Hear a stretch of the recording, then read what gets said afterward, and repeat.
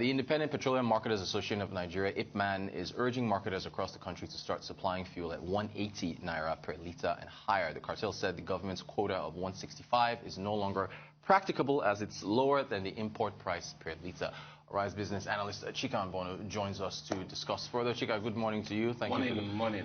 What do you make of Ipman's position on 180 naira per litre fuel? I've said several times in this program that one day, very soon, but I even said that we as a country cannot continue to carry this fuel subsidy thing. Yeah. 2-3 years now, I've sang that like a song.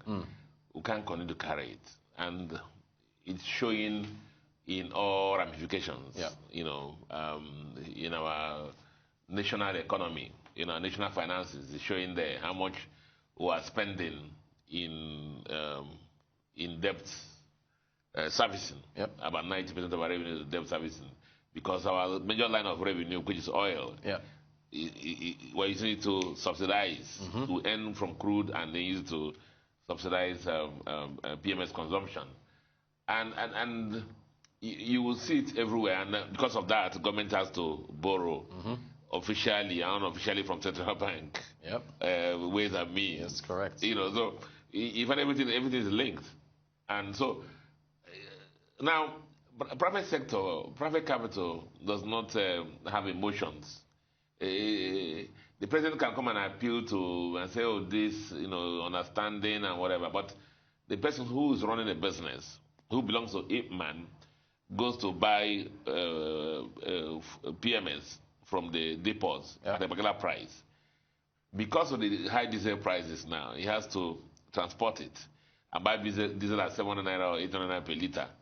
If he imputes that cost to his base cost of buying the PMS from depots, it's about almost 200 naira. Some say 190 naira, some say 180 naira, depending on the calculation that you make. And that's what I've said. See, we're here to make profit. Correct. We're not here to subsidize the government. Government can continue to do their subsidy thing. But the reality for us is that our cost of getting this fuel, landing it to the retail station, is 180 naira. So every retailer, please change your listen to 180. Make sure you change it. Don't do it illegally. And if any regulator comes to come and harass you, call us to defend you. It's near free market at play.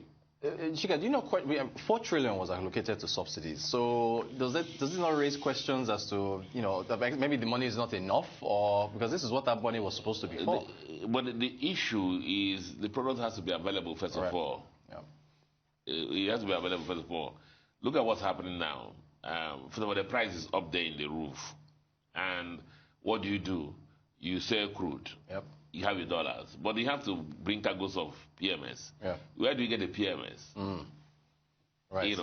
Now, even if there are countries producing PMS outside Ukraine and Russia, the supply chain in the world now is disrupted. So because of what's happening, and so the frequency or the availability or the easiness of which these products come into Nigeria has reduced. And then add on top of that the availability of foreign exchange. Right. So everything is all added up. And it has to do with the fact, each time you have subsidy, the resource allocation mechanisms are distorted. And you have problems, challenges like this. And one of the consequences is what is why I'm experiencing now what Ipman is saying. See, guys, our actual cost is about 180 naira per litre. Can't sell it below that, no matter what the government says. Because we are not even subsidized ourselves. And that's what it is. The reality for them is this, because of the price of diesel and moving the products to the retail sections. Well, I know you mentioned putting it up there so it's not illegal, but won't the regulator have something to say about this? Because there's a cap. Of course, I said he will have something to say. I mean, but I've just told his business I'm running. The regulator is there to, he'll come to my station and say, you must sell at 165. And on what basis? I've told you that by the time he lands on my station, the real cost to me is 180 naira per litre. And then you want me to sell at 165. No, look at it that way. So that's what you see is happening now. Now, let me tell you what happened. In some areas in the outside Lagos, what happens is that during the day, because the regulators work during the day, the filling stations are all no fuel. Yeah. In the evening from 6 p.m. when the regulators are closed, you enter the filling station and then go and buy fuel at 180. Yeah, that's what's happening. Yeah. I know that in the East. I know that for sure.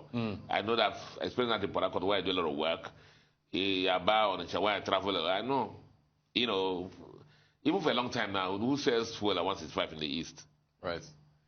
Does 180 sound reasonable to you? Because if doesn't diesel and PMS, they usually stay close to where they are. If they're deregulated, yeah. Sounds like it should be higher. See, the 180 is not the real cost of this. Right. Because if we impute everything, we know that it approximates. I think the mathematics says that PMS is supposed to be more expensive than even diesel. Yes. Yeah. Yes. So that is where it's supposed to be. Now, but what can the government do in this respect is that if there are taxes that are added up to arrive at this 800 naira per litre for diesel or whatever, maybe the government should reduce the taxes in those elements. If there are logistic challenges that increase the cost of these products, maybe the government should do something about them so that the process is a little more transparent. Yeah.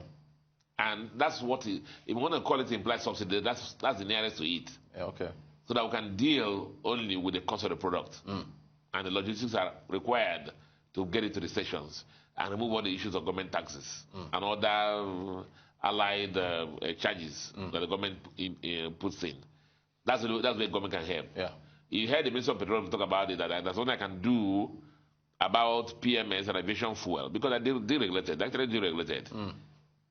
But I said if they want to do anything about it, it has to do with removing some taxes there that they add up, if any, to the last mile cost. Well, I want to get your thoughts on one more thing. Do you think that this gets resolved with the next administration? This whole I don't want to put you on the spot and make you predict it, but I mean, in one or two fora that I've been, where I said that if we are in anybody's shoes, I take over in May 29th. Within the first quarter of that year, so you're removing it.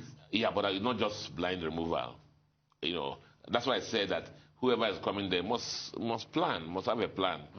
It's not the one that will set up now. It takes 6 months before you appoint ministers. You take, those. I mean, let that be preparedness. Yeah.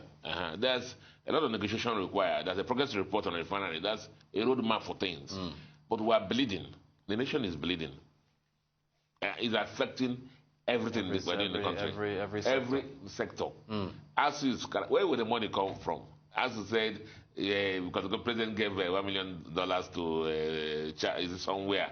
That's the issue. That's not the issue.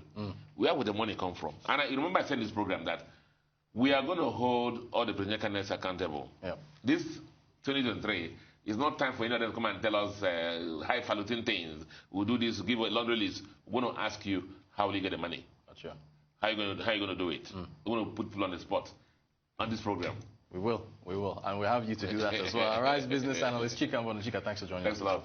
You're watching the Global Business Report here on Arise News.